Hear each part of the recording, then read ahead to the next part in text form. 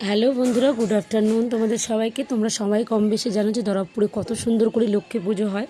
তো দরবপুরে অবশ্য আমার মামার বাড়ি আছে, দিদির বাড়ি আছে, পিসির বাড়ি আছে, অনেক রিলেটিভের বাড়ি আছে। আমরা প্রতি বছরই লক্ষ্মী দশমী এখানে দেখতে যাই।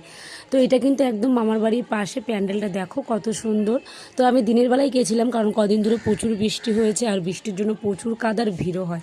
তাই এত সুন্দর প্যান্ডেলটা একদম মামার বাড়ির কাছে। মামা বলছে দুপুরবেলা খেয়ে উঠেছিস, তো প্যান্ডেলটা এত সুন্দর হয়েছে, সামনেই দেখে আয়।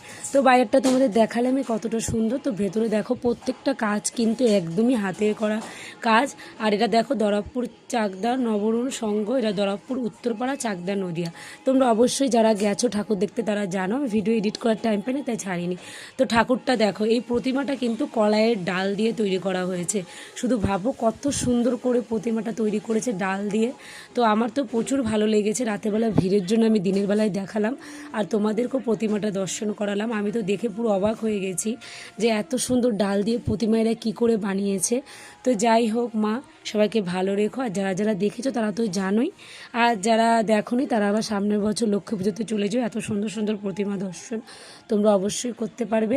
তো দেখেছো এখানে কিন্তু আমাদের যেরকম দুর্গা পুজো এইসব পুজো ভালো হয়, ওখানে কিন্তু লক্ষ্মী পুজোটা খুবই সুন্দর হয়। তো তোমরা যারা যাওনি বা লক্ষ্মী দশমী কখনো দেখোনি, তো অনেকেই আছে যে শোনেনি, তোমরা অবশ্যই যেও।